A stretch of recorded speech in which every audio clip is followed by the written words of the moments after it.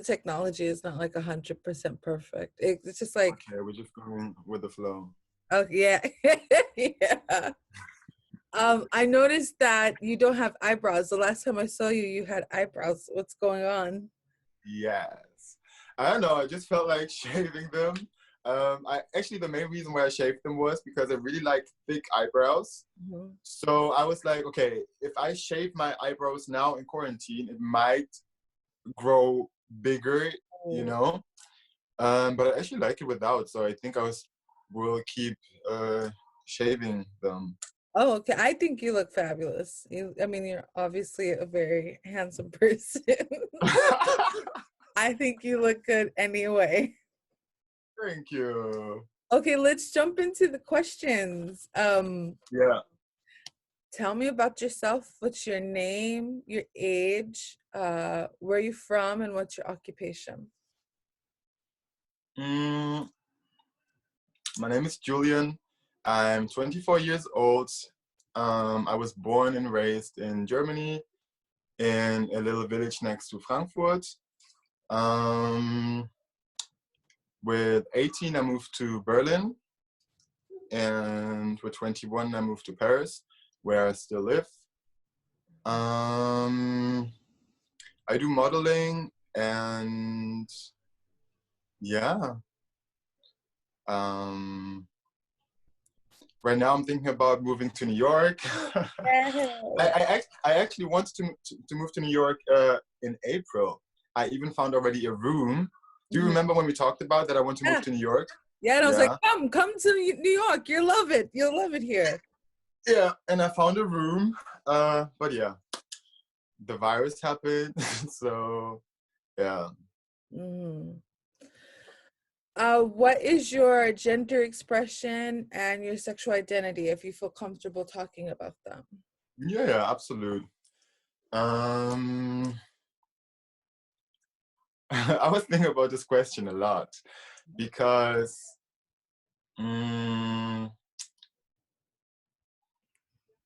like I think the easiest way to describe my gender identity and my sexuality is the term queer. That's where I feel like most comfortable. But yeah, I feel more attracted to guys, I think. My last and actually my first relationship was with a guy. But then another thing is like, even though I live as a gay man or as a queer man, I not really have like I never make out with someone. I I don't have sex. I'm not really outgoing and stuff. So, and I had more experiences with girls. But yeah, I would say I'm queer and that I feel attracted to kindness and to like, some qualities which doesn't define by gender or yeah. That's so beautiful. I just realized, excuse me, that when I didn't tell people how we met. I didn't tell people how we met. So Tell them. Yeah, I was on a bus. Well, me and my friend Alex, I was in Europe and I was leaving from Paris back to London. And we were on a bus waiting to get back there because the trains, the people who were running the trains, it was on strike. So we had to take a bus, a boat, and a bus back to London. And I remember you were looking for the bus, we were looking for the bus, and then Alexis, my friend who's just such a chatty Cathy, she was just talking to you the whole time. And then I remember she was like, Mia, Julian's a Taurus. I was like, oh, I'm a Taurus too. When's your birthday? Turns out. Yeah. Turns out that you and I have this exact same birthday. Yeah. And I feel like ever since we found out we had the same birthday, we are just like super glued. Or like, who are you? What are you going through? What are you going through? Like it was just so beautiful. And you were on your way to an Adam Lambert music video because you were casting video. Yeah, that was which beautiful. was super fun. It And was. also, like we met in the bus, and then we had to go on the ferry, Yeah. and we spent the whole time together. We was even sleeping together on the couch. Like it was like such a wholesome situation. It was so honest, and I just feel like the universe just brought us together that way. That's true. Yeah. um you said that you were born in Germany, but you've moved to Paris, and where do you find home? Yeah. Where do I find home? Um, I would say I pretty much live in my body, and I see my body as my base where I feel comfortable. So that's why it's very important that I treat my body well, and that my mind is like that I work a lot on myself. So I feel comfortable being myself. Um, but I definitely also feel home when I'm surrounded by animals or when I'm in nature.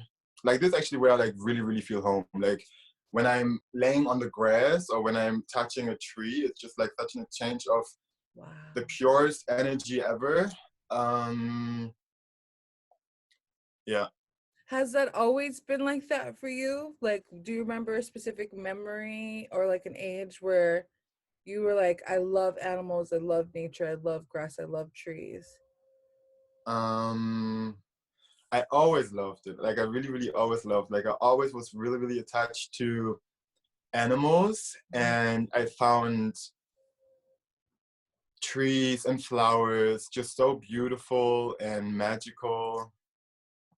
Um, so yeah, True yeah. to Brien. I love that.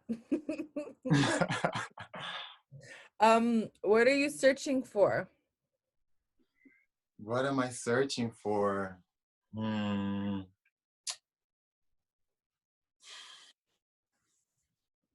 I actually just did a little poem on my Instagram about it. Do you want to I'm read? searching. Do you feel What? comfortable reading it to us? Um, yes, but I actually wrote it like on my phone, so can I use my phone right now without the Yeah, I think if you like scroll to, I don't know actually. If you scroll, you should we should it should still work. Sometimes I move on while I'm doing Zoom too. Okay, should I try? Yeah, let's see. Let's see how it works. Okay, I think it's still recording. Do you Yeah, it still is. see me? I can't see you, but I can see your name. But I don't mind. I would still love to hear your poem. Okay, I try.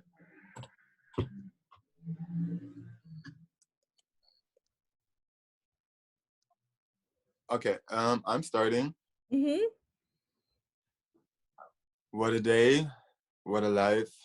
I've been here many times, but none of them felt like this. I fantasize about the day I choose life over system, the day I will be wise enough to turn my back to everything not real. I dream of hugging trees and climbing mountains, of time not only being relative, but irrelevant. I desire conversation so deep nobody dare to follow. My brain to be able to think as wide and endless as my soul and the universe itself. I hunger the want to be the gift, the moment to be forever. I do not know how to love in moderation, yet love I don't know at all. My lungs breath intimacy, my heart pumps intensity, my mind is insane. That's it. Yay. Coming back to you. Mm-hmm. Okay, now I have to find a way to get actually back to you. Yay. Okay, there I am. That was so wow. That was so honest. The line that you says, "I dream of a day where where I choose life over system." Yeah. That's. I feel like we're all searching for that right now. Yeah, it's a journey. Mm-hmm. It's a beautiful journey. Growing out of, everything which like of the like unnatural boundaries. Mm-hmm. Um and the thoughts or the belief that we have to be in a certain way, that we have to do certain things to be a good person, or, you know, like, who cares? Like, who gives a fuck? You don't need to make the system happy. We have to make ourselves happy and maybe the people next to us. Yeah. Have you always wrote poetry? No, that was actually pretty random. I mean, I pretty often have like a sentence in my mind which I found really beautiful, so I write it down, but I never do something with it. And the other day I was in my bed, it was around 4 a.m. in the morning, and I had some alcohol, you know, I drank some wine, and so then I just like wrote a little bit. Yeah. Okay. I liked it. I say keep going. Yeah, we'll see. Who's the first person on screen, in music or on stage that you felt connected to?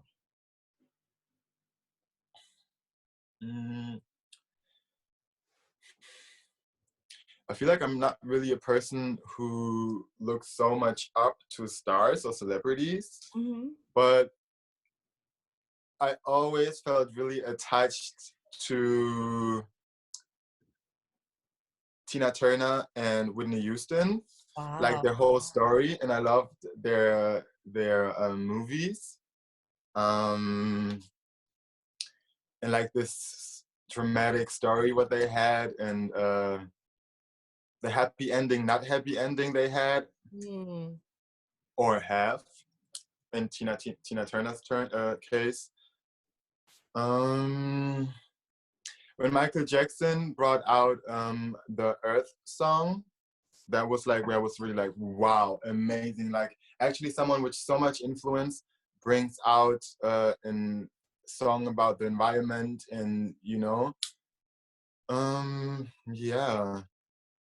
These days I really much look up to the people next to me, actually. I feel like I'm in a place right now where I really can say, wow, I'm surrounded by amazing people. I look up to you for doing this video, for example. Thank you. Yeah, absolute. I look up to my friends who are just really so loving people, open-minded, and just like people who are real and are not afraid to express themselves the way they want. And yeah. Wow. Yeah. Yeah, I think sometimes we're so used to looking to the past and like saying, oh, this celebrity's done this, but in reality, we have the power and capacity to create ourselves, and we should really be looking up to ourselves for sure. Yeah. Yeah. When do you feel, well, yeah, when do you feel most safe? It's similar to the home question, but let's see. When do you feel most safe? When do I feel the most safe? I think when I'm on drugs. Tell me about it. Like, yeah, like, I don't know, when I take LSD or mushrooms, just gives me the feeling of, okay, I'm doing everything right. I don't have to be in a certain way. I'm there where I have to be. I'm on the right spot in the universe. My thoughts are just so much more clear, and being out of reality a little bit is the safety which I desire so much.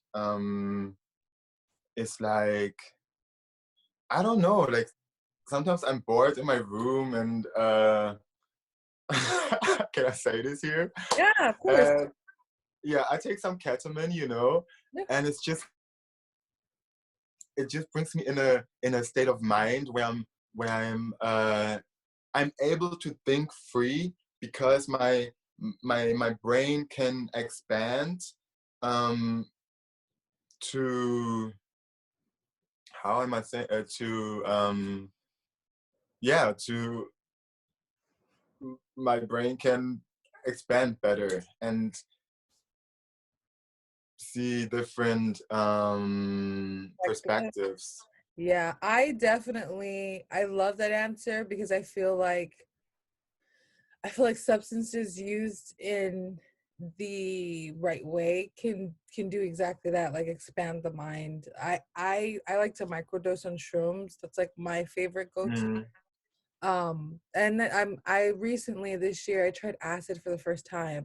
Oh, I went to the redwoods, and I took a little bit of acid, and we were just in the cabin.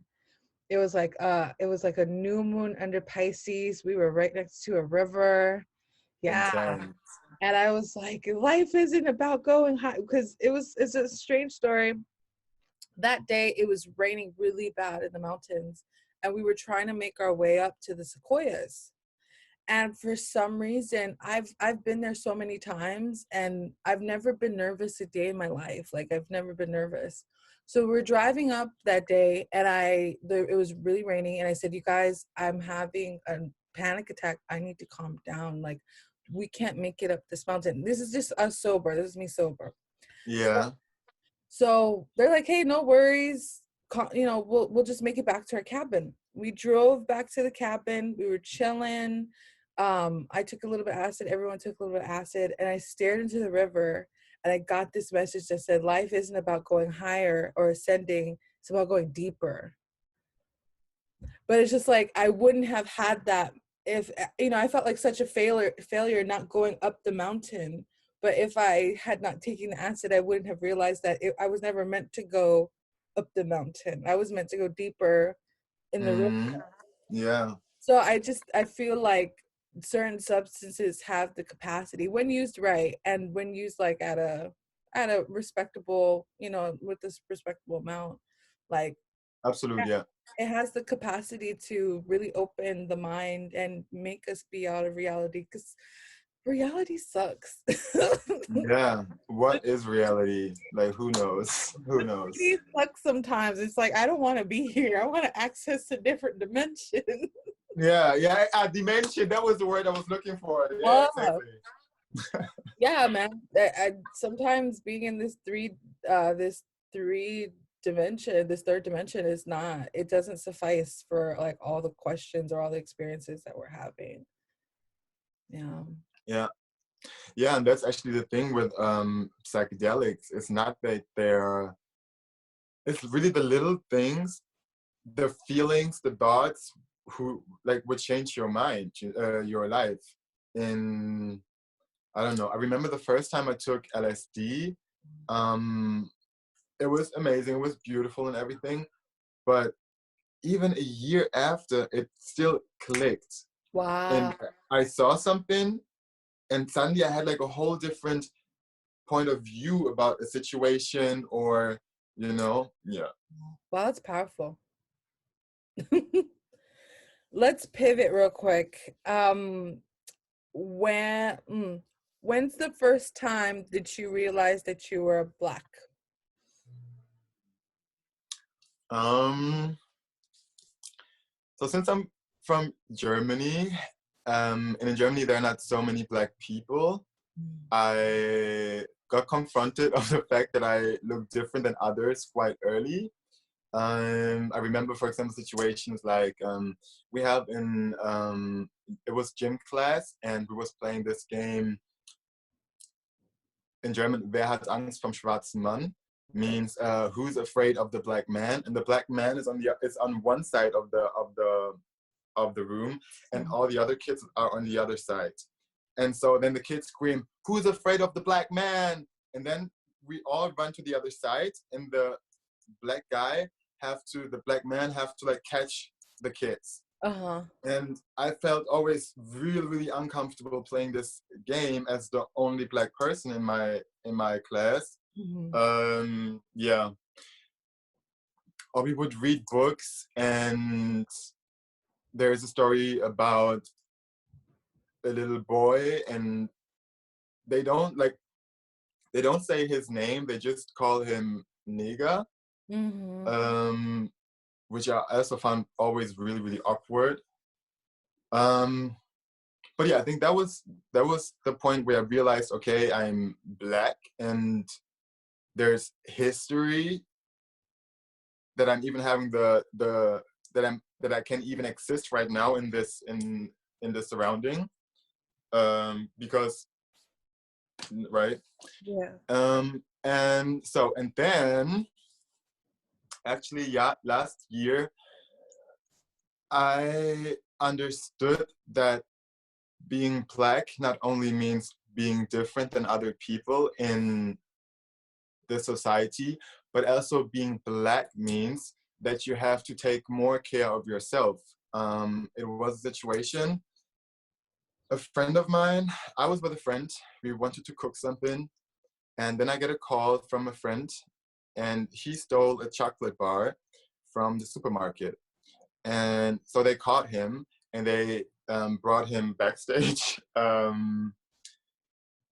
And so they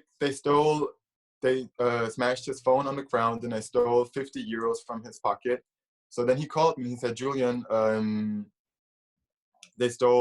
this and this happened. They stole 50 euro from me. What should I do? So I obviously say, okay, I'm going to come. Went to the supermarket, wanted to talk with the guy. But he was... security that did this? Sorry? The security did this to your friend? Yeah. Okay. But he's white, and my other friend is also white, like Asian origin.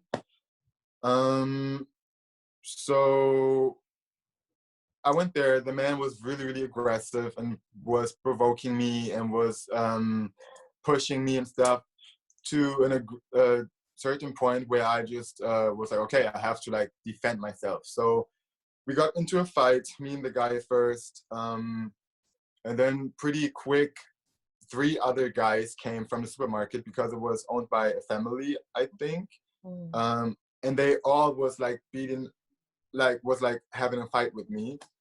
And one was like holding me from the back, and the other was like doing this to me, you know? So then I really had to protect myself, and I had to, next to the supermarket was a restaurant with tables and chair, and I took a chair and I like smashed the chair on one of the guys, and it was just like really a lot. So, and more people came, so we had to actually run away, and we was hiding in a dessous shop. We was like, please close the door. So they closed the door. We called the police, and the police arrived.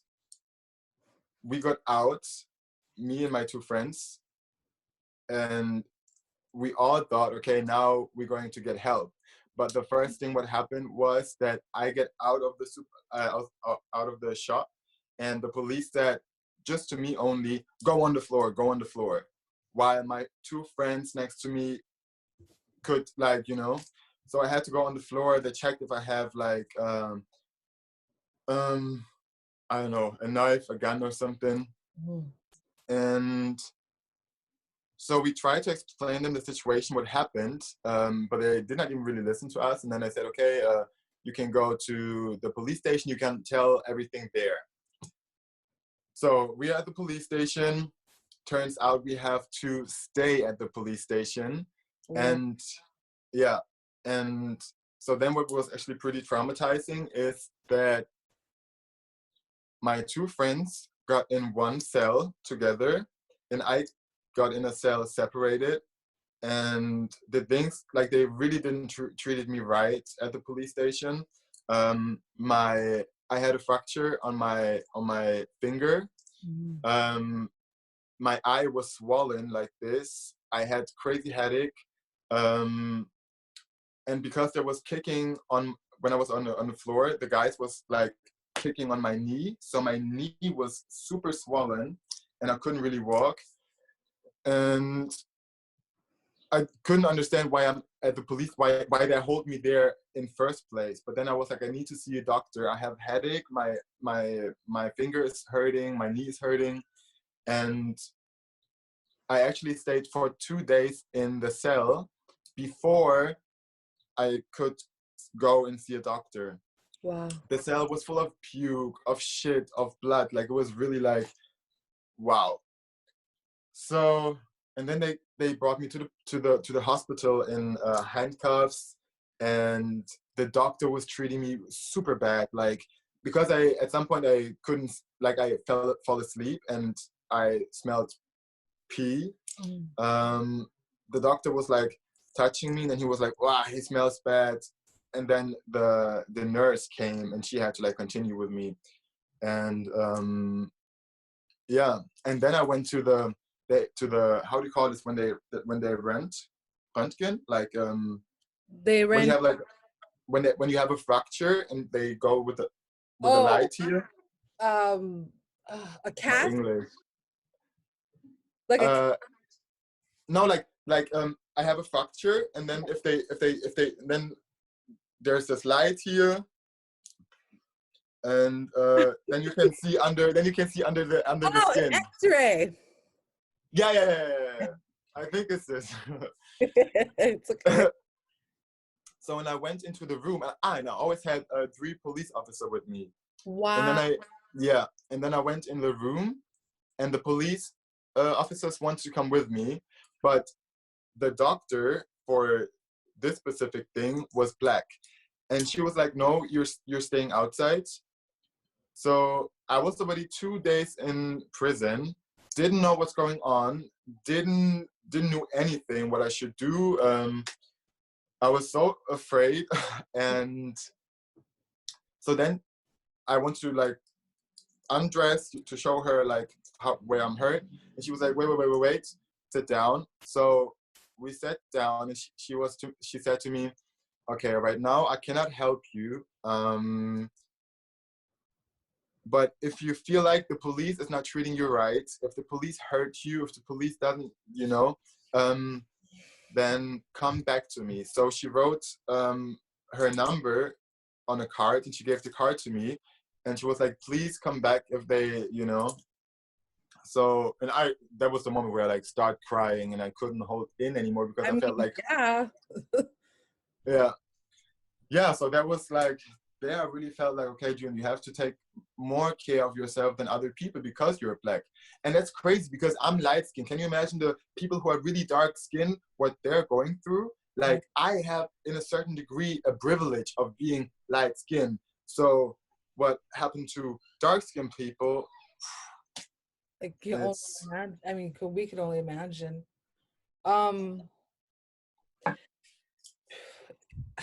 It's interesting because I feel like in the US, like, we know that anti-Blackness is like global and universal, but sometimes we don't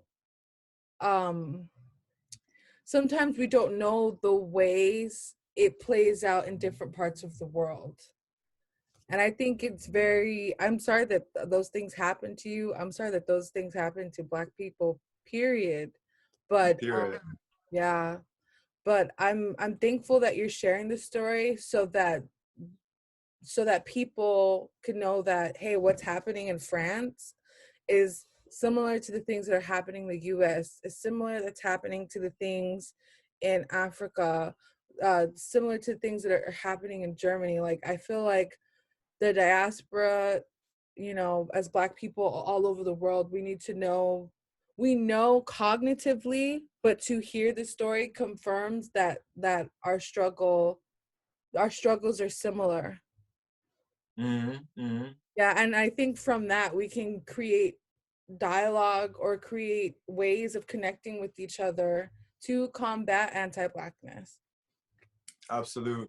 I'm actually so happy that I can share my experience right now with you, because the police didn't treat me right, and I was so terrified of this whole situation because I really understood that my voice doesn't mean anything to them. Like, my voice is not valid, and so they was like really not treating me well, and I was too terrified to go back to the doctor and tell her what happened, because I was afraid that if I say something, there are going to be so many other policemen, white policemen, who are going to say the opposite, and I was afraid that I might have to go to jail again, So I'm happy that I can even like at least like share this right now. Is this the first time you've told this story like publicly?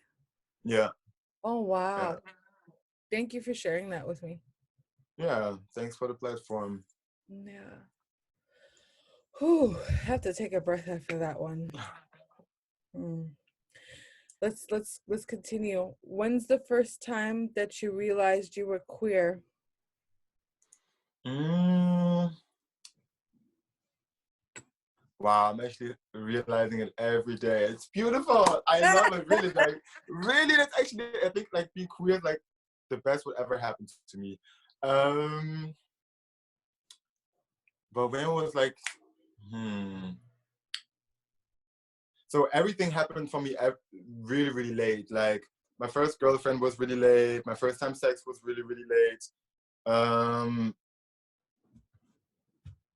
So, and also being queer have actually nothing to do with me with sexuality. Oh Just yeah. to, like, point this out. So I think the understanding that I'm queer started the first time I was going to a techno party, and I saw just, like, people dressing the way they want to dress, and, like, dancing, closing their eyes, and, like, just, like, being, like, really free, Yeah. and finding this, like, connection in being different and being proud to be different, and even the appreciation of, wow, you're different. And, there was something very new for me, because before it was always, you have to be like this, a man has to be like this, and so that was really mind blowing for me. Yeah. Do But you? yeah, as I said, like, that was the beginning, but it's really, like, every day when I go on Instagram is a bless and a curse. Um, but sometimes I just see, like, really people doing their thing, dressing the way they want to dress. And it just, I soak in this energy, and I'm like, yeah. And yeah, it feels just so good. Do you Or feel when, connected to like the nightlife in Germany or in France, the queer underground there? yeah, absolute. I don't party as much as I used to, Mhm. but I would say the nightlife and this whole underground scene definitely shaped the person I am right now. Like, without the people I met in party, without the drugs, the music, who, like, actually, like, fit, Like hitting your brain, hitting your mind. yeah, hitting, like, all the bad influence out of my brain, out of my mind. Yeah. So I'm forever thankful for the techno music and for people who are doing these kind of parties. And yeah. I'm actually like, I mean, I've turned to academia now. Now that I'm like a little bit older. But when I was your age, like when I was 23, 24, that's when I started hitting like the LA underground and going to like all the queer parties and like really feeling free. And that's when I came into my queer identity too. I think there's Yeah. something about like queer nightlife that really helps shape, especially if you're like a city kid, help shape like your understanding of yourself and your understanding of community. Yeah. Yeah. Okay. And Uh, it's so mysterious. it It's so is. mysterious. It's like, who am I? What is this? Do I want to be a part of this? Yes, I do. I'm a part of it, but I'm also separate. Who? Like, it's just, it's such, it's such a process. I love Yeah. nightlife. As I get older, I don't participate as much in it. But it holds a place in my heart for sure. Yeah. If Same. if you could go back to your 12-year-old self, what would you tell him?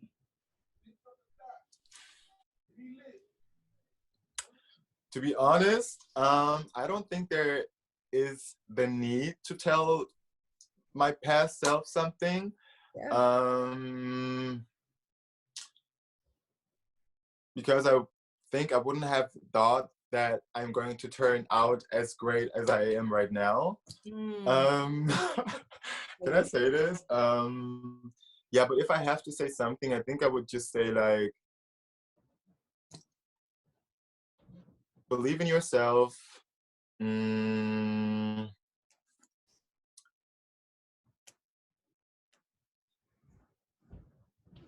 people who bullying you right now are people, like, people always act the way they can act, you know, and they don't know better, and it's not their fault. Don't be hateful, don't hold too much grudge. Yeah, something like this. And you? Oh, for me? Wow. It gets better. It gets more fun. Wait it out and keep on creating. That's what I would tell myself. Just keep going. Yeah, keep going. Yeah. It's getting better. That's good. That's a good one. Yeah, it's getting better. That's so true. Yeah. And also, like, there, you don't have the words yet to describe your feelings. That's something that really sticks out to me. Mm-hmm. I didn't have the language to describe like how complex that I actually was, like all the feelings that I was having. I just didn't have the words for it. But like once I gained the words to them, then I was able to like feel free in my body and in my experience. Yeah. If you were to hear from your 6-year-old self, what do you want to hear from them?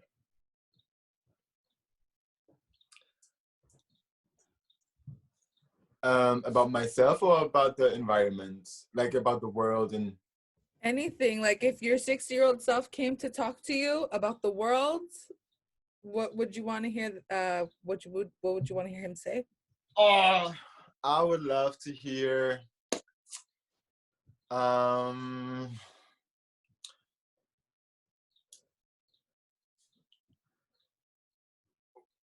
uh, I would love to hear it is world peace. People don't abuse animals anymore for amusement.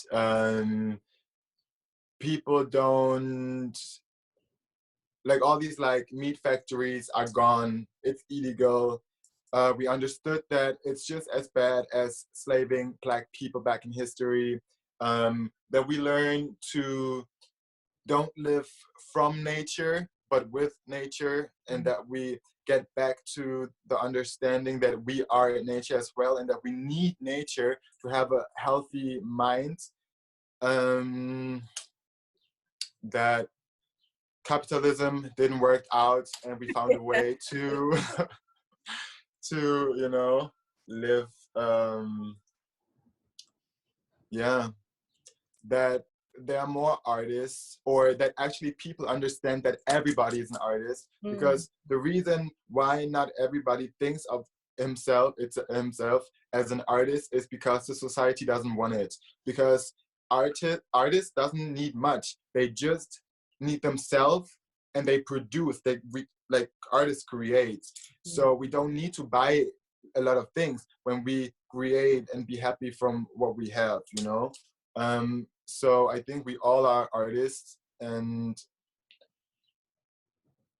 we all influence the world. Yeah, but yeah, that's what I would like to hear. And that the world is not ruled by bad people, you know. That politics is more transparent. Yeah, and that the individual is important, and that's yeah. That's powerful. And to myself, I don't I would like to hear, Julien, it's okay that you're so lazy. You will get everything you desire. Or maybe want to hear, Julien, you will find a way out of your laziness, and you find a way to put your creativity and talents into something. Julien, you will find that you find passion in your life, because that's something I miss. I don't know. I'm not really passionate about anything. I Mm. like a lot of things, but there's not really something where I'm like, wow. It might be activism, animal activism. I was gonna say from just listening to you over the past 45 minutes, it sounds like you're very passionate about the environment, and sounds like you're very passionate about animals and nature. I'm just throwing that out there. Yeah. You light up when you talk about it. So maybe, Julien, you will find a way to reach more people and spread awareness, and maybe start something bigger. Yeah. Yeah. Hmm. If you could change your identity, would you? So this I don't understand. You have to explain a little bit more. Like, Yeah. So like for example, you have a genie and the genie says, Julien, you can be any race, any gender, excuse me, any race, any gender, any alien, any superpowers, any ah. yeah, like any planet.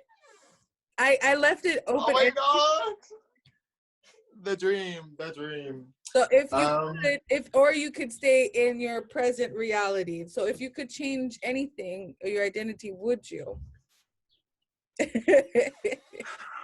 Now, when I would want to answer the question wise, I probably would say, no, I want to stay in my body, in the life I have right now, my identity, because it's a journey, and I have a human experience right now, and and I have to learn lessons in my identity I am right now. But um, I mean, I don't know. I don't know like how other planets are, you know. Um,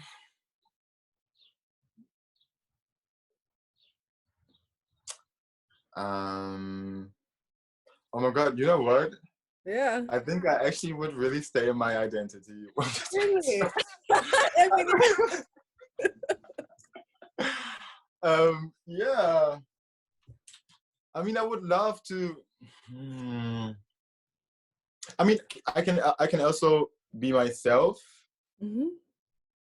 just in different circumstances. Yeah, you could create Mm, if you want to create the answer too. That's possible. okay. There's no wrong or right to this answer. I'm just interested in how people enter it. Yeah. Um, I think I would have so much money that I can travel wherever I want to travel. Um, okay, no. I am going to be president, and I might, oh well, it's just too radical. I might be not even a president, I might be a dictator, Okay. and I stop any animal cruelty and slavery, and that I'm going, like, my law is going to be that everybody is the same. Um,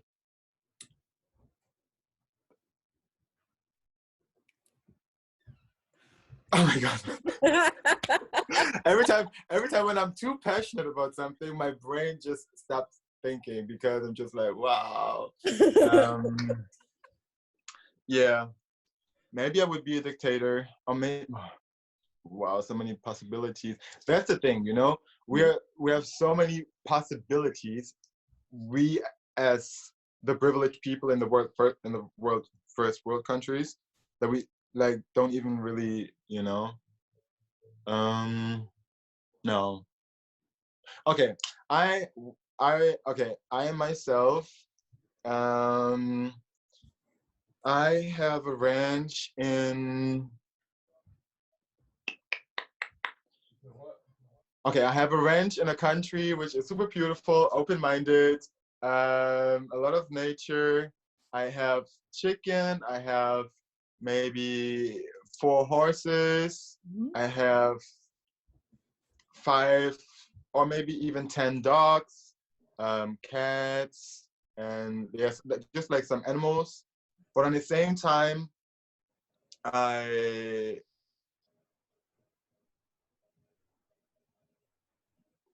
mm, I work as a model and travel the world and see the fashion scene and see this, because that's always the thing, you know. It's really hard to combine um, this nature loving persona of me and also this fashion loving persona. Like just today I was like, wow, I really would love to walk barefoot and, you know, like just like super comfortable clothes. I mean, my clothes are always comfortable, but then it's like, no, I want to wear shoes because I love shoes. Like I want to wear like nice shoes, you know? So it's really difficult to like balance it out.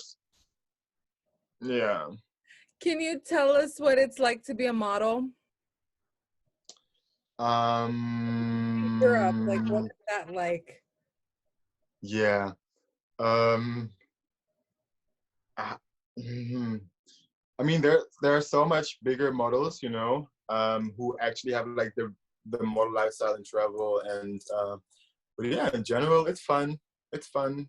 It's um, there's a lot of pressure out there.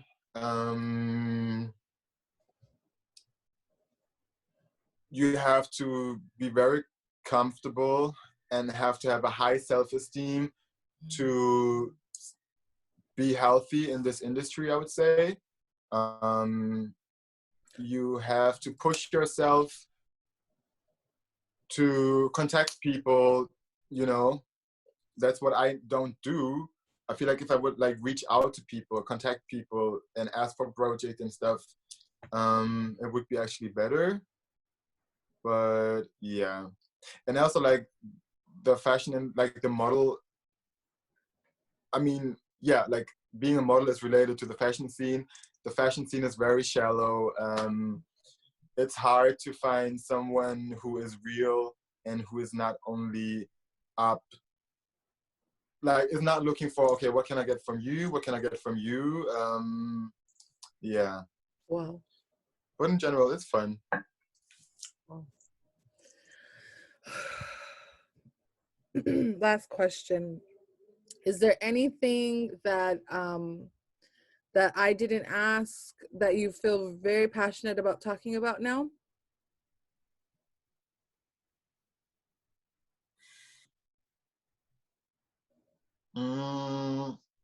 Yeah. Yeah, go for it. So I just want to point out that the fact that we can, right now, we two of us, talk about these topics, about being Black, gender identity, sexuality, is an absolute luxury. And so many people in the world have not even the power to talk about the way they feel or their thoughts and beliefs, and that Black people are beautiful. And since I moved to Paris, I actually got introduced into African culture, and African culture is beautiful. And I just love all people, but I really, really love Black people. And I'm half white and half Black. My mom is white, my dad is Black. And whenever I was surrounded, or I am surrounded by white people, it's very clear that I'm Black. Even though I'm also half white, just as white as I'm Black. But when I'm with Black people, I'm Black and I'm one of them. So I want to thank all the Black people who always give me a home, and who are just so wise and very in a natural way, so much further than other white people.